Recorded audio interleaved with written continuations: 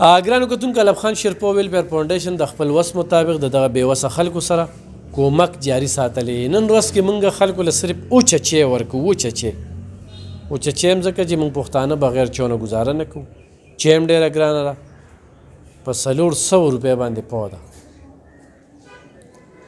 نو د کوم ځای نه راغلې؟ ګل کالونین عمرزو سیم ځل دی؟ ړومبي ځل را خاوند دې شته؟ څو بچي دي؟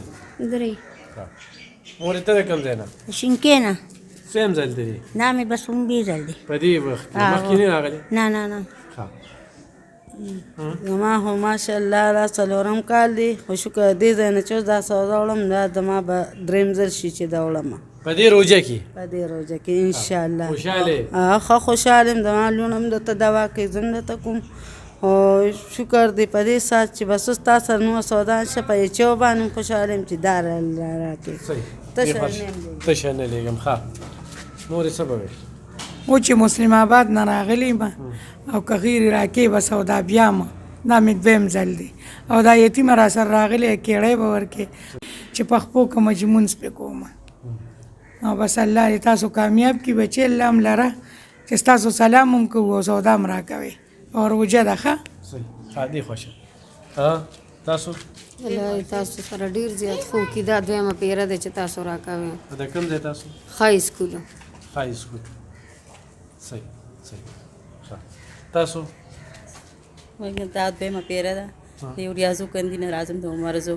دا یم خوشحاله که مخکې بلې ورځ مو راله غوړي راکړو چې دا چې راکړې په دې زموږ شکر دی. او دوا به هم نه ته کوو، غریبي هم ده، ماشومان هم دي. ما دې شناختی کارت کته نه، دا د جانکو تنګي ده، دا د هغه ځای ده. راشه دې خواته، دا هم راغلې ده. زه محمود هیلو یم. سیم ځل هم دی؟ دا مې 4م ځل دی. دې روژه کې ستا دې څو ورځو کې 4م ځل دی، تا پکې سوداګانې وړه دې یوړل، غوړي دې وړل. راشه دې خواته. او ستا پلار دې شته؟ ګټه وټه نه کوي؟ د بواسیر اپریشن یې وکړی. بواسیر اپریشن یې کړی دی. ګرانو کتونکو، هر سړی په خپل وس پورې پړ دی او الحمدلله د الله پاک لاک شکر دی. خدا دې زنانو سره زما داسې رشتې جوړې شوي دي که نه، چې هغه د زوی رور هغه لکه د 4 کالونو، د 5 کالونو، د 2 کالونو مسلسل چې کوم دی، دې نه پس په بل پروګرام کې راځو نو هغې کې به زنانو هغه تپوسونه به ترې کوو، نو تاسو به ووره چې هغه پکې 100 کالونو راځي.